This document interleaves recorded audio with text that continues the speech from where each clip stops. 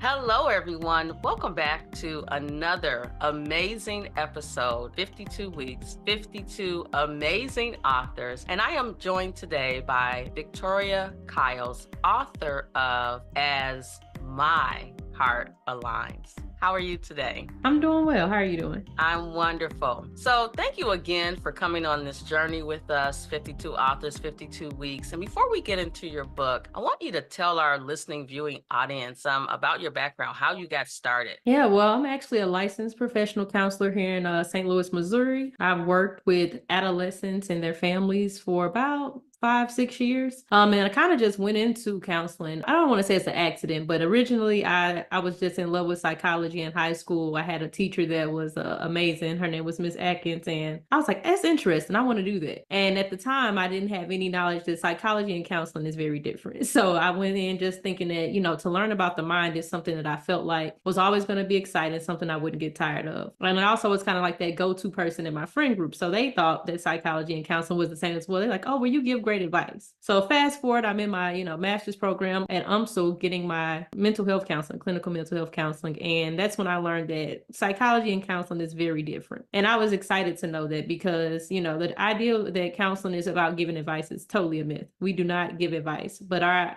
job and our mission is kind of help clients get unstuck. And so that's what we work on. And I just felt like, what could I do for the rest of my life for free if I had to? Not that you want to do things for free, but if I could, I always thought that helping people would be that route. And so that was my journey into counseling. And I love children and youth. And I feel like they're so resilient and they're the most honest creatures you'll ever meet. And so I love working with kids, primarily anywhere from ages 4 to like 30 is like the range that I've worked with. And so I just think it's important to have almost like a mentor, which is something I've never really had as a consistent mentor. So that's what kind of steered me in that path and kept me on that path. And I'm currently in a doctorate program to become a clinical psychologist because I feel that still more work to be done. And I need that extra knowledge too, because I do think that both are important, both counseling and psychology, to truly understand how change happens. I love it. So it's funny you mentioned there's a difference between counseling, psychology, psychologists, psychiatrists, right? I think a lot of people think,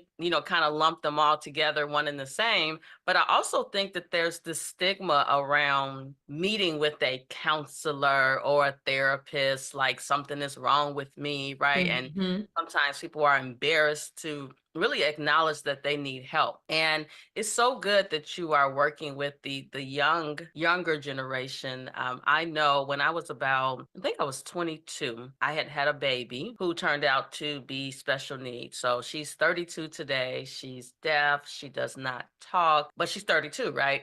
Right. And so she does some of the things that a 32-year-old does, but then there's a lot of things that she doesn't do. And she's like around 5. And so I remember the day that I decided to take 30 Tylenol to end my life. I wish that I would have been educated about the need to talk to someone about it. I think I tried to tell my family. I don't think they were listening. And honestly, they're not trained, right, to listen and help you navigate through some of those complex life challenges. And once I experienced that situation, it was really a turning point for me. Because number one, I realized I wanted to live, right? I did not want to die. But I realized that I needed to be on earth for her, right? Because I have to take care of her for the rest of my life. God gave her to me for a reason. And so I need to be responsible for my gift. So the other thing, which is, I love how the stars align. The episode that's going to, that was last week, that will be the episode before yours, the author, Barbara J. Hunt, her book is about forgiveness made easy. Wow. And in her book, she talks about how forgiveness is not for the other people. Forgiveness is for you. Yes, So that's something I've learned recently. well, you know what? You got to get her book. It is amazing. And I realized just from reading her book that I needed to forgive people who told me I wasn't going to be anything. And even today, when somebody tells me I can't do something, I am going to figure out a way to do it, because it's like, no, it's not in my Right. vocabulary, right? It's like, okay, not right now, but like not no forever. So Yeah. so tell us a little bit about the journey for As My Heart Aligns. Honestly, I think it's always been in the works. Like some of the poems in there have been written like seventh grade when I first discovered poetry, and it became like my main outlet. Because kind of like you, like I just kind of experienced this deep sadness, and I actually remember writing a suicide letter and had about 28 Tylenol, and I wrote a letter and I like to my parents. I left it in their room. I never really talked to them directly about it. I just kind of wrote the letter saying like, this is how many pills I've taken. This is the time. Who knows how many more I will take. And then I don't think I went through it. Remember sitting there with a knife crying and just confused about what was next. And I don't know, I just was so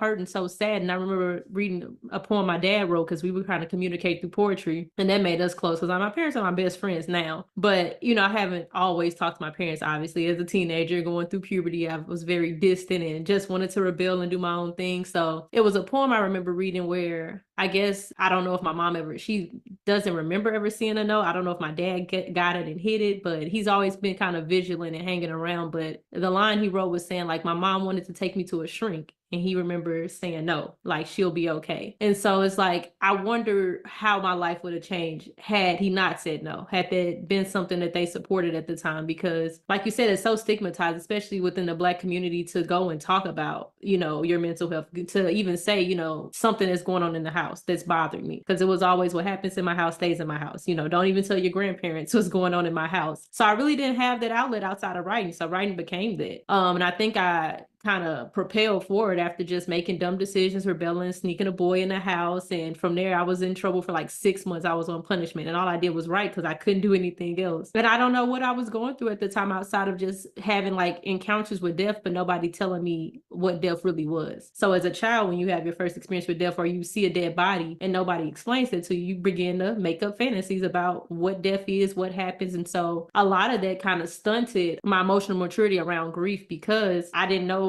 how to deal with it. And so that's what a lot of my poems were about. My mom would joke and call them slit your wrist poems, because she felt they were depressing. But to me, that's me telling you I'm depressed. Like, I need something more. I don't know why I'm feeling this way. I don't know why I don't want to live. But I never had I took it as I didn't have the courage to go through with it, because a part of me wanted to live. I just didn't want to be in pain. And like, to have that deep emotional pain, it's just a lot. So I remember going to college, surviving all of that, and then having a traumatic experience where I was sexually assaulted. And I think for that moment, I completely was different. I completely was different. That was during my undergrad year back in 2014 when that occurred. And so by the time I graduated from there, I remember being in a session with a client. I'm in my career at this point. I've completed my master's. I'm in a session with a client who's expressing her traumatic and chronic sexual assault kind of at the hands of her mother. And I remember freezing and didn't know why. I just checked out the session. And that was the first time I was like, wow, this happened to me. I don't know where I had placed it, where I had put this memory, but I just out of sight, out of mind, and just buried it. And I remember telling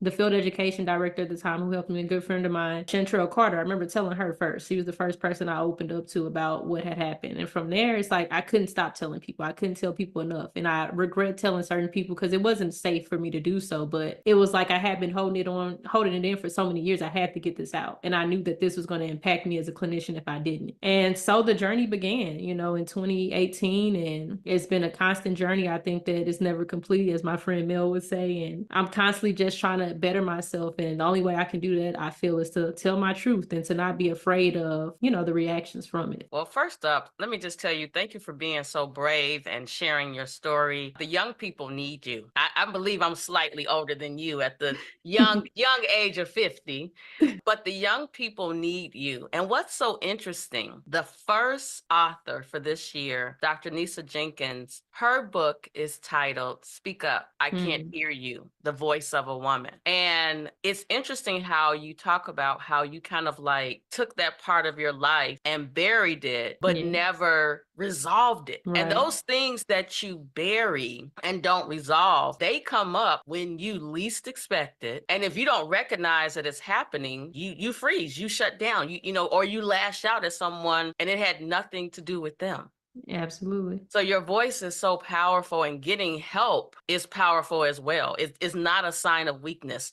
Thank I you. remember growing up. You talk about your. I think it was your father or mother used the word shrink, right? Hmm. Growing up, black church, just turn it over to Jesus and he gonna work it all right. Yeah. Okay, listen, prayer is important. Faith is important. But faith without work, going to a therapist, a Hmm. counselor is the other component of that, right? Right. And a lot of people miss the mark on that. And I think there will be so many people who are buried with all of that hurt and pain that they never had an opportunity to shed. And when you think about the news and the traumatic events that are happening that we're all watching play out on the news, what if those individuals would have had a safe space to Hmm. express how they were feeling, to get that help? I don't think we all would be, I call it, we're all dealing with vicarious trauma by watching this stuff play out on the news. Every time there's a mass shooting, I don't know about everybody else, I'm just gonna speak for me. When there's a mass shooting on the news and I'm watching it play out, it's hurtful, right? And I always think like, what could have been done to help that person not get to that point where most of the time they're killing themselves, but taking other innocent lives with them. And it didn't have to Hmm. be that way. So what's your favorite part of your book? Is there a poem that you wrote that you want to read for us? What's something that, Ooh.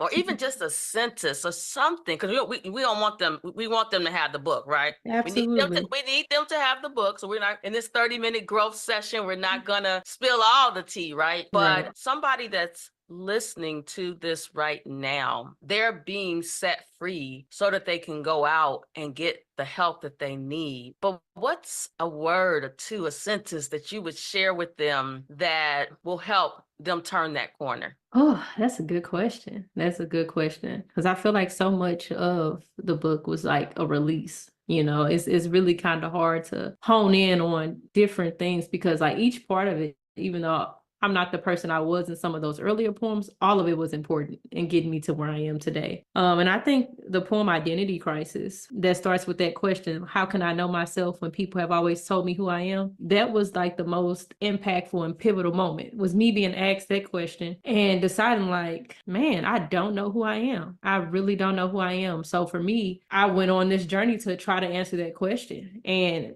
to see myself on the other side of like, wow, I can confidently say I know who I am. I know who I want to become, and I know that I'm still a work in progress. And so I think the most important thing for people is to know that there is no end goal. There is not a specific point in your life where you're just going to stop growing. You're always going to evolve. You're always going to change if you allow it. Because change is inevitable. And I think that to try to hinder that and to try to allow yourself to fit in different modes or circles or environments that no longer serve you doesn't benefit you at all. And it's scary. It definitely has been a scary process. And I'm always fearful of like, how many people will I lose on this journey? I think that identity crisis was about that, like to truly get to the person that I'm meant to be. I got to shed some layers, and I always use plant analogies like you got to prune the plant. Otherwise, you can't grow. And so for me, shedding that old version of myself, thinking that vulnerability was a weakness, being afraid to even say the word vulnerability, it really took shedding those layers in order for me to emerge and bloom. And that's what I think that everybody should take away from the book, if nothing else, is to be you and be fearless, because I almost didn't publish my book. I almost said, forget it.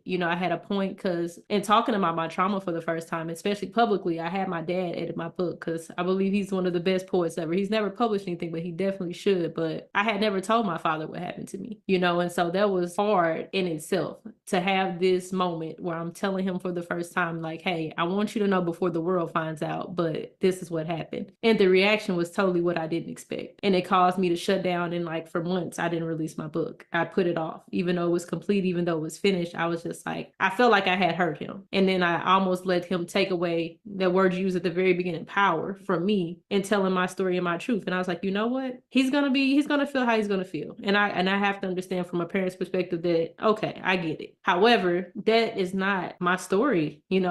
What he feels does not define me. So it's only one piece of it. So if anybody takes anything away from this conversation, is to just be yourself truthfully and unapologetically. And even when things are hard or scary, do it anyway. Ooh, so powerful, so powerful. So a couple of things came to mind for me when you were speaking. One of them was not everyone survives to tell their story. So you sharing your journey with the world was not for you because you experienced it, right? Right. It's for those that are in the midst of experiencing it, letting them know that they aren't the only one that's experiencing the thing. We get so caught up in this thing is happening to me when there are millions of other people the thing has happened to, and just knowing you're not alone is like this sigh of relief. When I published my book, Grow With Me, my mother read it, and my husband. I think my mother, my husband, my best friend, they were probably the only three that read it. And my mother actually said recently that she read it again because the first version that she read, some things had changed. And, her feedback, and she's, in her 70s, so, a very mature woman. She was like, it's a good book. It's an easy read. My grandfather, who is 103, still alive, he Wow. read the book and he said, I learned a lot of things about you that I did not know. Because I think we do such a good job of putting up this facade, like all is well, right? Like you put your Yeah. makeup on, you put your clothes on, and you allow others to believe that you're okay when you're not okay. And I remember just last year, 2023, I made a decision that I had to be comfortable being uncomfortable. And that is what has allowed me to grow in a matter of months to the places that I should have been in the first place, but I Right. allowed fear to hold me back. So chapter 12 of my book is Faith Over Fear, because I realized in order to serve who I was destined to serve, I needed to tell my story, right? A lot of people hold in those stories, because of they're embarrassed. But once I like to say, delivered this baby of this new version of myself, I have had this peace that you can't even pay for, because it's such a place of peace that I lay down every night and the insomnia is gone, right? Just the things that were keeping me up at night. Now, of course, I got a little menopause that wakes me up every now and then. Carry my fan with me everywhere. Maybe my fan, maybe my microphone. But once I started that journey, my own personal journey, it was life-changing. And so I want to say to others, it's never too late. My friend Desmond Smith has this slogan, never too late, right? It's never too late to go on this journey so that your heart can align, because I know that things that you hold in can impact your physical health as Absolutely. well as your mental health. I totally agree. I recently just had an experience, and I was on winter break where I just decided I'm tired. I'm physically tired. I'm mentally tired. I need a break. And there were a lot of different things pulling and pushing me that I had to endure. Then I just I feel like I'm regressing. I feel like people are trying to silence me. I feel like I can't use my voice again. And it impacted my health to the point where I thought I was going to have gallbladder surgery. I didn't know what was going on. And my therapist,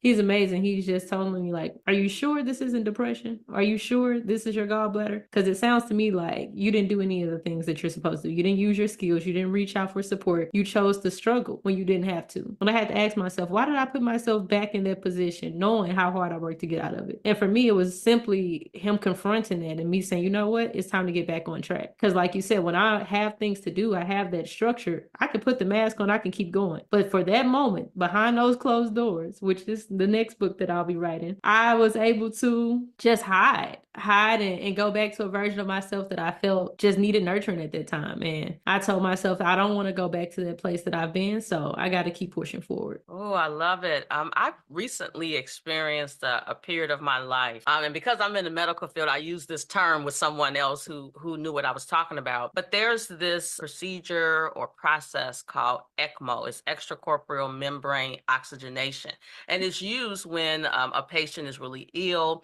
and they kind of put the heart and lungs on this machine when they can't do any other measures, and it allows the body to rest so it can heal. So I recently had to put myself on ECMO and get rid of all of the outside noise so that I could get that rest and get that peace that you need. And it wasn't for them, it was for me, because sometimes people lash out at you or say things to you or do things to you, and you think, man, what did I do to them? It ain't got nothing to do with you. It's Right. them. And you have to be mature enough, emotionally intelligent enough to recognize, that's you. And I'm not going Right. to take on your problems. Yeah, got to give the baggage back. Yes, absolutely. I do not have real estate for everybody else's stuff. I only got real estate for my stuff. That's real. That is honest. I told a friend of mine that recently, like, I can help you carry the luggage, but at the end, when we get to the destination, you got to take it with you. Now, I can't keep it. I don't have the emotional capacity to keep it, so I won't. So you mentioned this word, emotional capacity. So some people don't know what that means. Tell them what that means. Well, for me, emotional capacity, it really is about checking in with the self, seeing how much you can handle. Because a lot of times, we talk about pouring into other people's cups. And if your cup isn't already abundantly overflowing and you continue to pour, your cup is going to be empty, and it's not even about the glass half full, half empty analogy. It's simply about, if you don't have it to give, don't. And it's okay to be selfish sometimes and just be in tune with, okay, I don't have all this to give, but this is what I can give. So emotional capacity is simply setting a boundary that I can be here to support you in this way, but outside of this, I can't do anymore. And you just have to be acknowledged about checking your own temperature and seeing if you have that to give. Because a lot of times I would always put other people before me, not knowing that was rooted in codependency, and I would have nothing left for myself, which would look like very much like that winter break, just sleeping, not doing anything, because I've given so much that I forgot to give to me. So now emotional capacity for me simply means putting myself as a priority on my list, not at the bottom, but at the top. And then moving forward and helping others when and if I can. Because you can't help everybody else if you don't help yourself first. Mm-hmm. And a lot of people have not come to that realization. They're so busy pleasing others. And I'm like, I'm a giver, but I realize that the business of serving myself has to be the number one priority, point blank, period, if I want to be sustain what I'm trying to do. It's not sustainable if I'm pouring into everybody else, but I don't pour into myself first. Yep, it's like they tell you, put your oxygen mask on first, because if Absolutely. you die, who can you help? So yeah, I definitely have to do that. I love how you just broke that down, because some people don't understand it. For those of you who have never been on a plane, let me just demonstrate. We're in our seats and we start to experience the turbulence. I fly out every week, so I know about that turbulence. And this has never happened to me. But in the case of an emergency, oxygen masks will fall from the compartment. You see, I got the script down pat, right? They'll fall from the compartment. Yes. And they tell you, put yours on first so that you can start being protected. And then anyone else that you need to help, you help them second. Put you first. That's hard for some people, because they are nurturers. That's just in their personality. But there is a point that you get to where you're helping everyone else and you lose yourself in the process. Oh yeah, it's that compassion fatigue. You get burnt out, kind of like you said, that vicarious trauma is real. So it's like when you're taking on so many other things, you have to decide, when am I going to release this? Who can I give this to hold? And that's where, therapy comes into place for me, is having that outlet when I don't want to put that onto my friends or my loved ones. Because, the saying, if you don't heal what hurt you, you'll bleed on who didn't cut you. And I don't want to be bleeding on people. Blood is already, iffy in the world anyway. So it's like, who wants to be bled on if they don't deserve it? So like you were talking about other people putting their things onto people because they don't have that self-awareness. I don't want to be a part of the problem. I want to be a part of the solution. So if nothing else, I try to always look inward first before I seek anything outward, because I feel like we have the answers that we need within inside of us. So oh yeah, that power inside of you is the power. I think, I do a lot of research on resilience, and resilience is this muscle that you got to keep building, but you gotta flex the muscle, right? And a lot of people, I don't think they realize how powerful they are because they've allowed others to define them. Absolutely. I remember talking to a young woman who was kind of like lost as a wife. She got married very early. She wasn't really comfortable and confident who she was as a woman. And so now she's married, wife, mother, and she never took the time to figure out who she was. And Mm, she had a lot of vicarious trauma, childhood abuse, and all of that. And so she didn't resolve it and basically took all them bags with her into the marriage, into motherhood, which mhm. now she's trying to reverse. And it can be reversed once you acknowledge that, yeah, I didn't really drop that off in the garbage and let it burn up. Exactly. And it can get very, very I guess scary or fearful, because once you start to change and people are not ready, they get used to that old version of you. They're like, who is this? You acting funny, you switching up. And it's like, no, Sips you tea. yeah. It's like this is who I should have been a long time ago. And it's like either you get on board or you gotta get out the way. So And you know what? We should, as we continue to grow, attract those that are supposed to be in our space and repel those that shouldn't. And we should be able to see them coming and go the other way. absolutely. Absolutely. So tell our listening, viewing audience how they can get a copy of your book, As My Heart Aligns. They can go to the website, tbutherapy.square.site with a backslash at the end. I also am on Instagram at Trust Between Us, where the link should be in the bio. And that is my private practice, currently not accepting clients, but I do, advertise things from time to time. And I like to support other businesses as well on that page. So I'm not active on social media as much these days, but, I definitely will be paying attention to it more in the upcoming future, just as I try to grow my business moving forward. I love it. So, what's in store for the future? So, you got another book you're working on. I too am working on another book. Nice. And my first book was more like yours, where it was a lot about me growing. But this next book is where I'm going to help others focus on their growth with different chapters that address different areas of our life, all the different luggage that we're carrying. And since I love to travel, I'm Nice. always buying new luggage because you always got to have a bag packed, passport ready. But Absolutely. what does the future hold for you? Dr. Other than Kyle's is on school, the way. Yes. Dr. Kyle's, I love it. That's the long, 5 years, 4 years, from now, that should be the end goal. But yeah, what's moving forward, I just want to become a clinician. I honestly want to do a lot more community outreach with the homeless population within my city and county. That's something I've always been passionate about. And I would just like to continue that journey. And then also, like I said, working on that second book, Behind Closed Doors, and launching that, which will be just about speaking up and speaking out and not being silenced, and just talking about the things that people typically probably wouldn't, the taboo topics and the things that the secrets of the Black families that are hidden. I just want to put it out in the air and just be unapologetic about it. So that's Uh-oh. what people can expect. People gonna be Airing mad, but yeah. that, airing that dirty laundry. But you know what? Dirty laundry stinks. Mm-hmm. And you need to come on and clean up your house so you Yes. can move forward. Yeah, spring is coming, so it's a time for renewal, cleaning, and just allowing new things to flow. So I'm waiting for my blessings to continue to come. Absolutely. And you got to plant those seeds first, right? So you can reap Absolutely. that harvest. You got to plant the seeds. That's the key. Mm-hmm. And I think the other thing is you plant the seed in this season, but you may not see the growth happen for another season or two, but don't lose sight on your vision, right? You have to keep that vision at the forefront of your mind, because that's when it really starts to unfold. Yeah, I always say when the plan changes, you change the plan, not the goal. So just because the first plan doesn't work out doesn't mean the second one or the third. And it's just that consistency and the discipline to truly get to where you want to be. So those So are some things wise. I'm focusing on for this year, is just being patient and learning to surrender control. You know what? That's a good place to end. This has been an amazing conversation. Congratulations on your book. Thank Congratulations you. on becoming one of the 10% in the doctor crew, because it's definitely something that will test your patience, your willpower. I remember having some days where I was crying and crying and crying, thinking I wasn't going to be able to do it, but I just kept fighting. Yeah, But also I had a community, right? I had folks that were around me that were like, I'm not going to become a doctor or anything, but I'm cheering you on in this absolutely. journey. And so that really helped me get over the hump. And for me, it took more than 4 years. I started in 2004. 2008, I collected my data. So, I should have been finished the next year, but it wasn't until 2013 that I actually finished. Supposedly ran out of financial aid money, just all of these barriers started to try to come and attack me. And I was just like, oh no, I am going to finish this journey. And I did.